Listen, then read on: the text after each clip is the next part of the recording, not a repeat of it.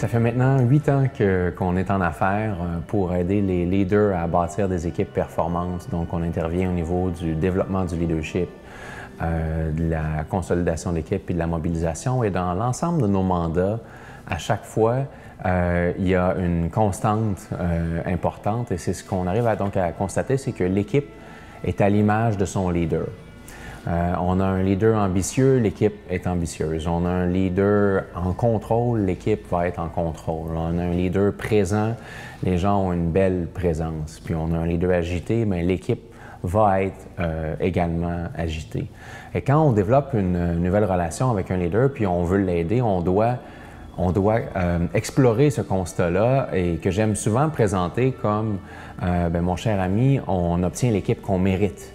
Et il y a certaines personnes qui trouvent ça dur dans un premier temps à entendre ça parce qu'ils nous appellent parce qu'ils sont insatisfaits de la performance de leur équipe et c'est un peu comme si je leur disais, mais j'ai une bonne nouvelle, c'est ta faute. Si tu changes, l'équipe va te suivre dans ce changement-là. Donc, il y a certaines personnes qui le reçoivent durement et ça prend du temps avant de créer une ouverture, alors que d'autres, tout de suite, il y a un sourire qui s'installe, puis ils voient dans les nuances qu'ils ont en fait beaucoup de pouvoir dans la démarche de changement qu'ils veulent initier.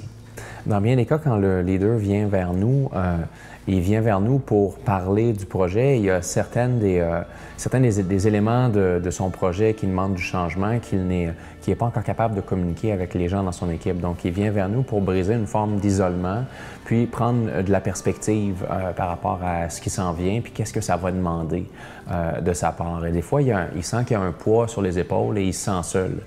Et quand on arrive on obtient l'équipe qu'on mérite, ça lui permet d'avoir accès à des leviers pour réussir sa transformation. Des leviers comme l'humilité, parce qu'il amène les gens dans la démarche de changement et il souhaite lui aussi changer. Un autre levier important, c'est la solidarité. Il envoie le message qu'on est tous dans le même bateau, on a tous quelque chose à développer pour aller à la prochaine étape dans la quête de notre potentiel.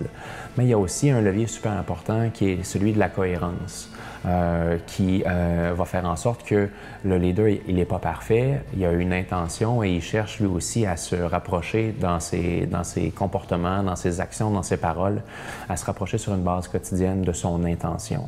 Et donc ça, c'est quelques possibilités que ça peut créer de se voir comme quelqu'un qui veut développer son équipe en travaillant à son propre développement.